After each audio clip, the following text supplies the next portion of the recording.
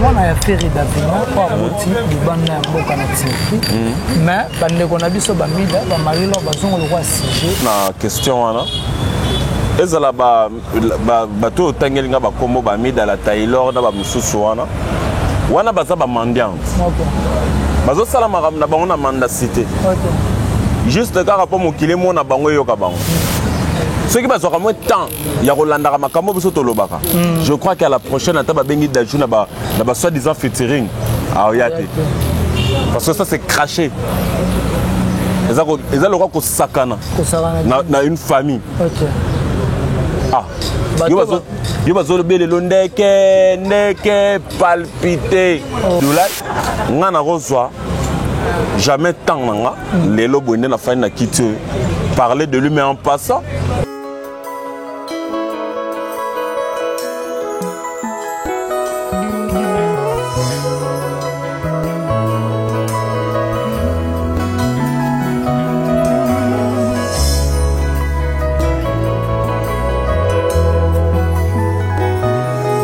Voilà, vous êtes sur votre chaîne que vous aimez beaucoup, Concept Touch TV, Otolobaka Vitesse O Wapi, Nanenga Mukete, Nabande Konyoso O Balingaka Héritier Ibula, Nenga Nazako Loba, Nenga Nazako sensibiliser, Bagolo, Bagladiateur.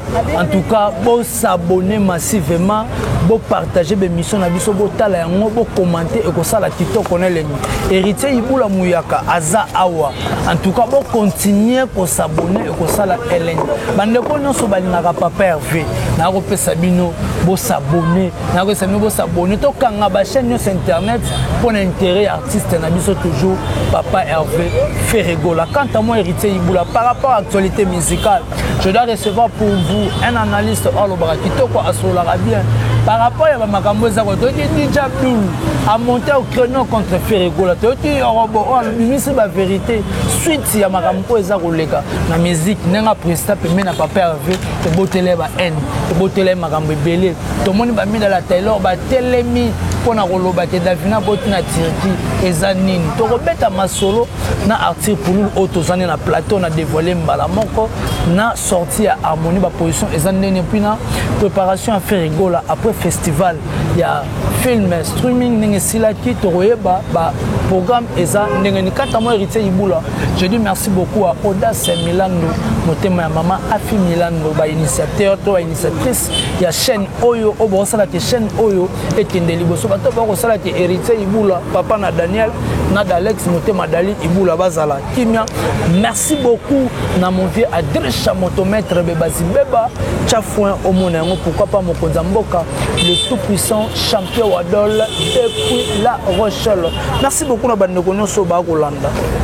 Héritier Ibula aujourd'hui, je vais recevoir pour vous Arthur Pouloulou, que je le dis directement. Bonjour Arthur Pouloulou. Bonjour Héritier Ibula, mingi roi Arthur. Mingi pena roi Arthur pour déclarer moins trop. Roi pena donc roi de tous les Gaulois donc roi Nabinoye 5 fois roi parce que le roi Arthur fut un roi avant le roi Ozomonake. Le roi Arthur fut déjà roi quoi donc Yangouan. Donc c'est-à-dire mais ça n'appelle pas ok moi roi Arthur mais la santé ça va. Merci d'abord pour l'invitation. Merci na bagolo bagoloise tout. Oui bakozata ya kolanda biso to banda pena na mabanga te. Mingi kaka merci un très grand merci na bureau na biso mobimba ya maman Fanta Fofana. Maman Bibi Choumo pourquoi pas. Donc pourquoi pas maman Lanita la gabonaise. Un très grand merci na maman Sylvie Betty, maman Madi Wembo et pourquoi pas un très grand merci na Chada Polecha Emmanuel Kalonji. Chada Polecha il est motivateur. Nenge peto le bureau na biso ya awa chapeauté par DG Blaise Polo. Ouais donc il y a Pichu Botoko Ibou Noir pourquoi pas un très grand merci na ya Papi Mbala. Vient na biso Guillaume Avaka la Varantuel l'ami du patron ba visa pour gérer ses amba donc Orsini Lumene le visionnaire bino touana. Donc, voilà, en tout cas, TikTok, on a bandé tout bas pour l'anda biso. Artiste pour nous, tout ça, awa. La musique, on a biso, nous avons une évolution. Parce que mon musique est plongée trop dans la clash. Les artistes, c'est sous vos pistes, c'est dans l'actualité, mais plus de profiter de la clash. Déjà, d'abord, merci pour la parole. oyebi bato yo bazalaka trop clash ezalaka ba faible parce que ceux qui te lobby to banda année 2021 ndenge bandi ndenge to comme peut-être na 7e mois de l'année 2021 au sentir que le seul artiste oyo à vivre na clash té à vivre na makambo belé té non tout ça azam moko peut-être les affaires rigolo voilà là il faut qu'on se dise des vérités en face les affaires rigolo donc au sentir que Noko a eu temps naïe la génération fait rigolo pourquoi parce que la musique d'aujourd'hui est une génération na bango ba vient abiso ba mukolo ba vient sonner ba nani vient abiso rambo au moins que c'est déjà une génération où ba sali trop ba luka ko bomba caché moro boy alors que na sous vraiment té ko za na monde ba clash mais aujourd'hui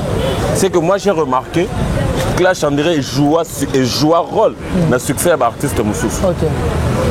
Mais le seul artiste Oyo de sa génération a vivre sans clash, a vivre d'une manière bonne et due forme, et ça a fait rigolo.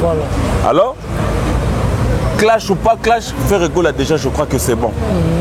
Moussous, tu t'attaques dire tout droit faire rigolo. Si ça cause aussi ça, qu'on s'attaque à maman et Loki chute na yo. Et tu vois donc Eza yango. Eza na ba msusu OK au sali disque na au kanisi au fini pour quitter sa artiste. Mais non. Or yomoko oza ko se clouer. Oza pena ko kota na mire sans koyeba ke ate. Et loko dans ça là, ils ont diminué. Parce qu'il y a des genres de personnes au yolelo et boule na ko sauter ba pointara bango du doigt nzamba kela bango batabongo bazali. La preuve en est aux en affaire rigolo. La plupart des gens qui l'ont pointé du doigt les loto beta masoloni. Tolo ba Robin. Tolo ba Kabose. Tolo bi Lacoste. Ils sont pleins pour citer que ceux-là. Donc c'est quoi les loto lo basé. Ils ont tourné le lot autour du pot. Ah, c'est ça. Voilà. Donc, moi, pour Nanga, clash est important. Est important. Parce que clash est local là. Clash de Robin en local là, c'est une moro ya science. Donc, pour Nana Iboula, tout quand on bien, il faut déjà, étoile na biso.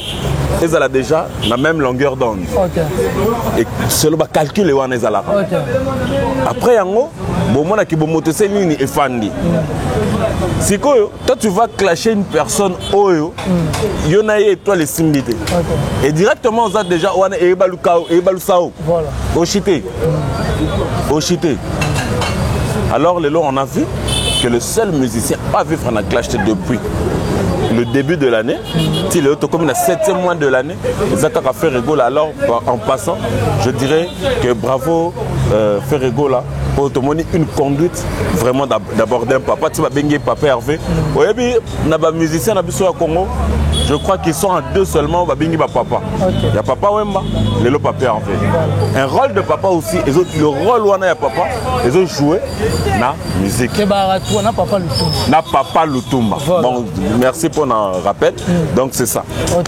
Voilà. En tout cas, le lot attire les autres salles à moi passe. Parce que tu mets un solo au trou, au moins on a fait Davina, pas abouti, du banna boka activité. Mais bande qu'on a vu sur Bamida, Bamarilo, Bazon le roi Sigé, il y a mon et faire la sous le monde. Est-ce qu'il y a un foyer? Il y a un pana au Bokolata, artiste, na famille, na binu. Il y a un mois à Morota, vous n'avez pas bête, ça va perdre. Nalobi, merci d'abord pour la question. Ezala bato tangelinga bakombo bamida la Taylor na ba mususu wana baza ba mendiant. Bazo sala maram na bango na mendacité. Juste car rapport mokile mo na bango yoka bango. Qu'on se demande plein de questions. Amida la Taylor na pota menara fini. Davina ce qui a boti lelo na Turquie. Disons. Est-ce que créneau on a tout là sont fait rigolo? Non. tokola tsango Ferregola te parce que Ferregola a tout fait. On a nalanda maman na Davina une fois à la télévision. Avec classe Davina tangaka. Nyoso Davina sala kana samo eza papa na. OK. Zolanda. Davina tia mata avion kenda Turquie na tinda yebo. Ça va faire. Non, là, écoute, non, ils ont fait arrêter, ils ont ceux qui musiciens Moroboé de la place, tout ça. Ah, pourquoi dire des choses pareilles? Moi, je puise à la source. Ok. Vous comprenez? Ferregola, oui, il a plusieurs enfants. Mais à ce cas-là, on a habité. Na mona mokoti ya Ferregola azala ya kosundola parce que on a fait na Guy c'est un ami avec Tokolinae. OK. Davina zoya wana ki apesa mbongo. Davina zoya wana kolia. C'est les équipements na basundola ki ko simbe bon. Jamais. Parce que Guy a un mot d'ordre ya grand frère nae. OK. Mais ce que Monique Guy a zoomé maman yo tonton Guy je veux ceci je veux cela. Attends à satisfaire en moi 100% mais peut-être à 40 à 50% à satisfaire besoin il y a moi parce que pourquoi pas ayebi que aza moi na biso si moi na matia vient kenda eza papa na lelo toko ba moi na boti na Turquie pour tolo baka o boti moi na moboti yete OK o boti moi na moboti yete to ba to boti moi na moboti motema kasi yango na zolo ba voilà motema wana parce que motema wana ndem te que c'est makambo nyonso tia kozonga mabele. OK vous en comprendre donc c'est ça moi on a boti na Turquie les papa na été incité à kende kobota ce qui azalaki na norme nyonso ya bana papa venenga na yebeli papa vena nenge aboko le la bana na ye mwana na Davina lelo to roza na masolo msuto obeta te mais papa vena la tsaki bino karake malgré ba dire ya batu asali nini azu mwana wana bimisi mboka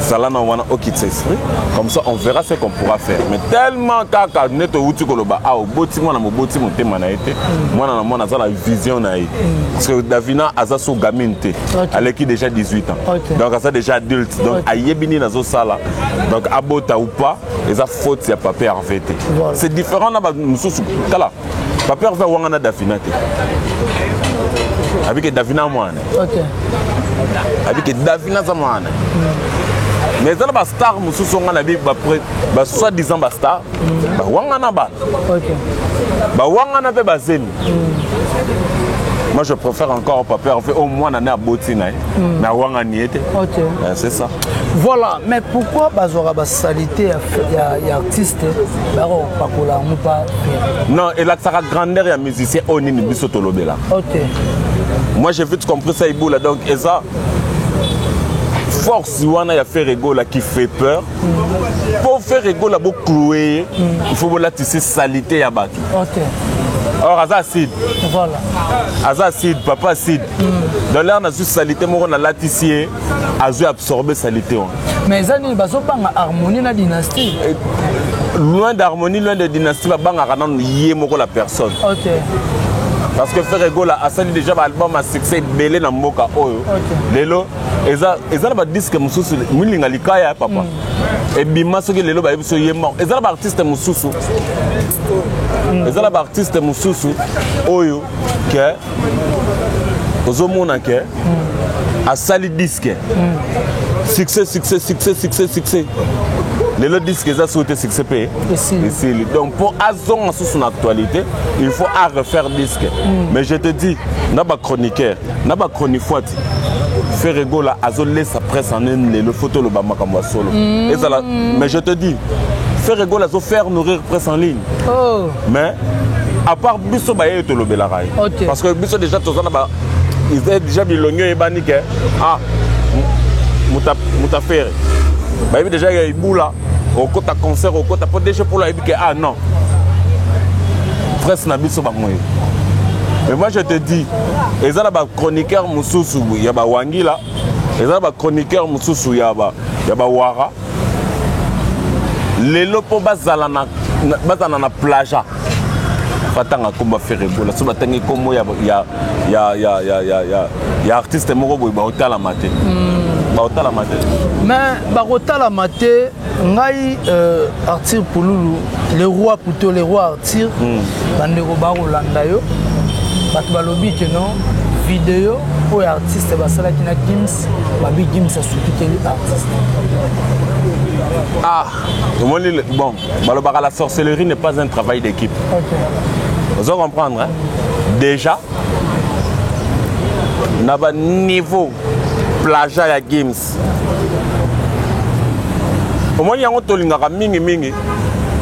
Petuana Daju, amona makambo nini. Ma chronifote na bango na baloba. Je crois qu'il était aïe. Qu'à la prochaine va cracher sur la famille Djounate.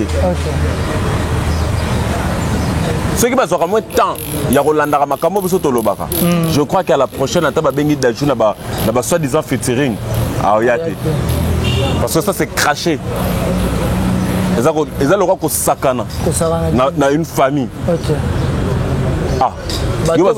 Il va se lever le ndeke palpiter. Même Gims a coqué na ba Grammy.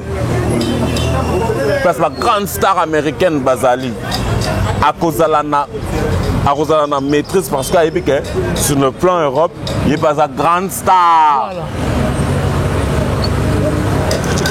Oui, Ngaï Arthur Nazalaki, tout le stupéfait là, Monique, fait rigolo à quel grand événement à Monaco. Hein? Film et streaming. Parce que film et streaming, pour le mois de juillet, et Zalara, le mois du film. Donc je crois qu'après chaque année, Cannes, à Salaka, Nini, Nini, soirée de gala, pour prester ma meilleur film, ma meilleure réalisation. Moi je croyais que tout né, faire rigolo, Nanenga Zalaki invité. Moi je croyais que faire rigolo, c'est l'homme m'a kelele. Or, na moni ko na au monde que talent et celle qui est invité. Succès était mes talents. Talent, papa, ils ont talent. Une chanson, le col, regarde-moi, ce n'est pas le succès, c'est le talent. Voilà. Et celle qui est talent et faire inviter artiste. Artiste peut commis qu'on a sans makelele. Sans makelele. À prester devant le cofondateur, il y a Netflix. Netflix, ok. Vous comprenez? Donc, ils ont blaguité. Ils ont blaguité. Alors que l'obake Gims a surtout qu'il est une vedette. Je te dis que il faut que un peu tout le bas. Moi, genre. Au lieu au film, le bipolaire, mais moi, genre. Non, tout n'a pas été. Au moins, le mot bourri qui paye. Il y a un qui paye, comment on peut passable. Mais je te dis, et comment on les canons? Voilà. Donc, voilà, on a pour nous. Ils appellent moi bourri. Ne va pas comme ça, quoi, genre. Donc, c'est-à-dire que un mètre. Bissonne Sotoye, il y a des vidéos parce que le temps ne nous permet pas. Mais je crois qu'à la prochaine occasion, tu auras bien ça vidéo parce que moi je les ai vus ces vidéos. Si l'artiste me souhaite coopérer d'Adjounen, via Zawana Toso, là t'es vraiment. Vous avez compris? Voilà. Vous savez déjà, tu es un cofondateur à Netflix. Allez voir Netflix, ne va pas comprendre. À Télémaki, ils ont d'ajouter. À Télémaki, ils ont boubaté. À Télémaki, ils ont arc élite. Ils ont niveau. Voilà. Ils ont niveau. C'est ça. Voilà, ils ont niveau à Télémaki, on a bien moboyé. Donc, pendant que tout va Rolanda Bisso, allez-y, Bokinema pour consommer la plateforme. Nous sur téléchargement la chanson Mon Pépé de Papa Philo Mon Pépé. On va appeler ça Makambu Nanenga Moukete. Tout le monde a dit Abdul, cracher sur Papa Hervé à l'objet Ayebi été. D'abord, un violeur à cause de Maël. Un violeur à cause de Maël. Je lance appel à mes parents. Il y a un prédateur sexuel. Un prédateur sexuel. Il y a DJ Abdoulaye. bana la bino ya basi botika bango te na babalabala parce que ya enlevaka asalaka makambo na nkomna.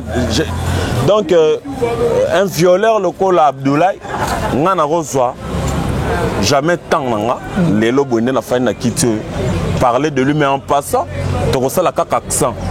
Donc Yarolo Baboy ayebi fait rigoler très bien. OK. C'est parce que fait rigoler n'a pas cette occasion. OK. Dans bateau ba finira faire parce que faire appeler ça bon occasion. Appeler ça bon occasion te faire atima que belé bazana. Ba vrai te ba c'est ça. Neto bengi bango ba yuma ba vida kala Abdoulaye za yuma un vrai yuma. Est-ce que ngapena retourner la fin de bonako violer? Voilà. Abdoulaye vrai yuma. Un vrai humain. Obimino pendant na développer que na ibi fait rigoler. Vraiment même ata ba wangila ba oseka. To ba wangila pendant ba ibi ke wana fait rigoler. Siko yo beno fanya na opena boy. La yebi. Et puis na artiste okuto kumisa pa yebi. Oh. Akum ça non artiste. Yemo yebi. Azana DJ, soit disant DJ. Tu peux avoir capacité à DJ na ville à Kinshasa, ton Afrique. Tu te checker na Kinshasa. Il y a les Cameroun. Il y a les Cameroun. Muninga ne DJ ba mema e poto ata poto ba ngulu me poto ya contamination be ba kendaka. OK. Yé, non mema. Voilà. Donc on est nous sur na ba sala ngona uti ko biso na introduction émission o ba sala ngo par mendacité do ba lokoso. Lokoso. To ebisa ki bango ba ko changer maloba un jour. Voilà. Manik de John nana ndimaki ka ko changer maloba. Voilà. Nani Manike. Denis Lesna ebe ko. Nana ko ndimake vieux wana a ko changer maloba. Voilà. Vieux bakanga na usage de faux wana. Nana ndimaki ka ko changer maloba. Voilà. Vous comprenez? Abdoulaye me fait ça respect. Me fait ça respect parce que Bagolo ba gladiateur tous à la biso prêt au combat. Tu as la biso prêt au combat. Non, on peut se créditer. C'est une question que tu m'as posée. Ils ont mérité quelques réponses. Voilà. Vous allez comprendre par le respect d'abord il y a presse. Okay. Ils ont mérité réponse. Okay. Alors ma réponse est celle-ci. Tu as PC vague. Parce qu'au moins les gens de Tolobé là c'est fini. Il y a ce boss en élo moroteke. A boss en élo moroke et belé va finir faire rigoler tout droit comme ça. Mon coloto s'en chargeant na bango l'air tout tiki bango makampe. Pas. Si tu as charge, il y a le pour toi si c'est pas maman gaz. Voilà, avant de maman. Avant de maman. La vidéo, on est actif, on t'a publié. Non, ils ont bissoté. Ils ont bissoté. Ils ont pu faire rigoler. Tu peux faire rigoler à un niveau, à un tante ya Rolanda, un violeur le quoi Abdoulaye. Donc, c'est que Batounae Kaka, Bakanga Kaka photo. Naninga la teke coupé mo ya madiaba ya blé. Naninga zotanga basoyi batababani tout ça là. Ezaki bisote. Mais est-ce que mon dabim c'est quand on crée base. Azabolo le soka sala ngo bese kaza zoba il n'est pas intelligent. Voilà. Il n'est pas intelligent. Soka sala ki ngo pena na niveau wana ndo c'est kama yele té. OK. Donc ay bara ke coupé na blé wana la le la wana za nango tilelo. Nzoka na zayi pe surpris petit nanga mo pas na prison wana. Ay bisinga le bivier. À côté Nyanzo na yoko kute na toilette azui coupé na ya longoli aota la soki à côté Nyanzo ebi Nyanzo ba nyama mo ba kota ba melaka makila à côté kinse quoi blo moi genre à côté bango ayo kute bela la douche afungole élastique ya gondo ya bleu wana aota ba Nyanzo ba wike e boma inga mabe abo manyanzo siko tala mutabo akota na prison na viol abo manyanzo biso biso to fanya pena ke no tala kaka mais te bise ka ke neto lobeli lelo papa succès no pe. Voilà, en tout cas, la bande de Gognon Bakolanda, tu as cité vraiment l'émission à l'émission. Bagolona Bagadator au Bakolanda par rapport à l'harmonie de la dynastie. Ah, vraiment, on est à disque du siècle. On a vraiment un ça ferry. Héritier Iboula, sans te flatter, nous avons ta presse qui les respecte. Je crois que les autres, nous avons une émission, nous avons une Keba. Viens Jordan Koussa. La télévision c'était une émission très bien réfléchie. Voilà. Ouais, lobby n'a plus son déjà leur mot très capital. Oh, bah tu vas comprendre qui t'a lobby. bochanga na niveau ya bavité et bochanga na niveau ya la bonne musique. Vraiment vient à la kio vraiment kenze mono friandise na la nagang suka na room. Maman la chanson. Maman la chanson. Voilà. Donc Harmonie Dynastie. Harmonie Dynastie. Nalingi to banana na Harmonie. Déjà Harmonie Ferrego a embrassé un nouveau monde. Un nouveau monde de la world music. C'est que world music, c'est que la musique urbaine. Non. Musique urbaine, c'est la musique de la rue. Bah, tu vas comprendre que quoi. Musique urbaine, c'est la musique de la rue. C'est qu'on fait rigoler sur le vrai sens du mot world music. Parce que world music, il faut bouger bah, Indonésie. Voilà. Il faut bouger bah, grec. Il faut bouger bah, hindou. C'est pour faire rigoler qui est bon. La preuve en est au Monite, Guadeloupe, Zanzibar. Voilà. Donc, les lopetams sous Monaco, on n'a pas bête sous le Monaco. La principauté de la France. Donc, il y a un vous comprenez? Donc, qu'est-ce qu'on a harmonie ou on a harmonie na epsayo eza soukana disque ibula. Tu vas comprendre place ni faire rigoler qui frapper. Moi j'ai été surpris je vois dans l'émission Morazo Sala à la télévision. Abika ça rappelle John Spiel. Donc John Spiel et Wana, vous sentir pendant qu'à l'écran avant ça la musique typique, musique rumba auto balelo. Donc elle a rappelé John Spiel. Voilà.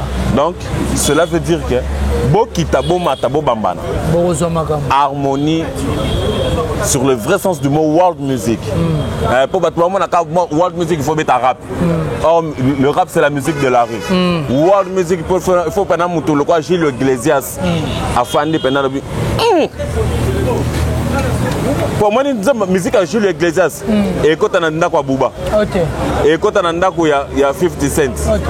Mais on a 50 Cent qui est dans le Tshisekedi des cocots dans le pété. Mystique. Vous comprenez? Il y a un world music offert à Kenya. Parlons dynastie. Parlons dynastie. Voilà. Je crois que le dernier musicien a presté Zaï Boalote. Voilà. Mais la porte est ouverte à tout le monde. Il faut participer parce que le vrai bateau, il y a Noé, Arche de Noé. Il y a des gens qui ont là qui est kaka yaka na nzembo ezala bien c'est fort bon ça papa na lobi ba pesi ko ali monda luka nzembo ebi ali monda za parmi ba instrumentiste oyo ba ebi ko luka nzembo ba sala rapper ba nzembo ya kitoko ne na sepela iku na initiative ya Pepper venenga lobaki que nazolukela ali monda mutu moko ya asomba nzembo na ye pour permettre nos copies à évoluer à s'investir tout justement. Donc tout le monde déjà oh ni ne peut si tout le monde peut et beau alors il y a on a ça qui yo nabi ibula batba on a boula les marqués ce n'est pas les marqués dans les marqués c'est le la guité dans les marqués et bolotin ça guité dans les marqués Alimbona n'était pas là ni Babindombe batu belo ba ko couper ça c'est Léo n'était pas là donc batu belo ba Michel Bass banini tout ça oyo ba ko chapwa Olivier Chimanga o ba ko chapwa na disque oyo ba ko comprendre que frère na biso azana ba idée bien et loko foka to sala nini to chapwa na makambo oyo ezala bien c'est une force au même yemoko wera aibi que ce que loko ebimi ils appellent car le kumu na wera parce que tous ces gens là m'ont représenté pendant tant d'années et alors basala pique baza parmi batu oyo basala ke wera le loi benga le roi de la forêt millionnaire c'est ça donc yemoko wera place à Fandi aibi que ah non c'est bon. Voilà, merci beaucoup, c'est bon. Donc, on est vraiment dans cette émission. Vraiment, merci. Papa Audace Milan. Papa Audace Milan, vraiment, ming merci.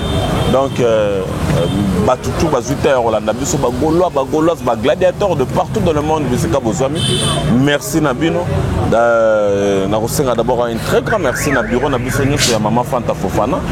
Donc pourquoi pas un très grand merci aussi à DG Blaise Polo, Bino Nyonso, ya Pichu Botoko Ibu, ya Guilhem Avakala, ya Papimbala, donc Bino Touba, ya Vija, Zaponda, Jires Zamba, ya Bino Yangwana, Orsini Lumen de le visionnaire. Pourquoi pas un très grand merci à Monte Carlo, Kalonda, Papa Tondalono.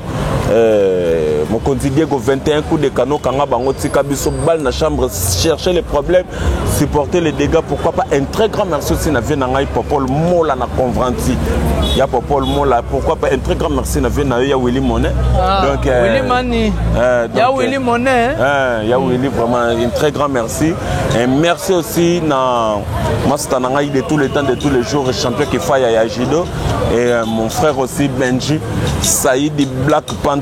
Donc il y a Bino Yangowana, l'architecte compétent de ma nation, Yaki Mumbata. Pourquoi pas un très grand merci à Laurette Koyabantu, l'architecte, et pourquoi mes deux sœurs chéries que j'aime beaucoup, Sandrine et Fernande Pouloulou. Il y a Bino Tout Yangowana. Donc un très joyeux anniversaire aussi à le père de la Révolution. Ah, Fiston Frappe, Fiston Frappe, il y a Bino Yangowana, la presse intelligente Mobimba, il y a Bino P Yangowana, Emmanuel Kalonji, le coach. Les coachs. Tout ce Bombali Soyi, les motivateurs. Voilà. Chada Polé, Chaya Bino Tout. Il y a un numéro à contact, donc voilà. Plus 243 97 89 36 124. Plus 243 97 89 36 124. Donc il y a Bino Tout Yangowana. Pourquoi pas Nangana Bossana Penangaï, Charlie Mochana Kumumboyo. Donc c'est ça quoi. Voilà, merci beaucoup na bande gonyo so baso kita ko landa biso na kati ya Concept Touch TV.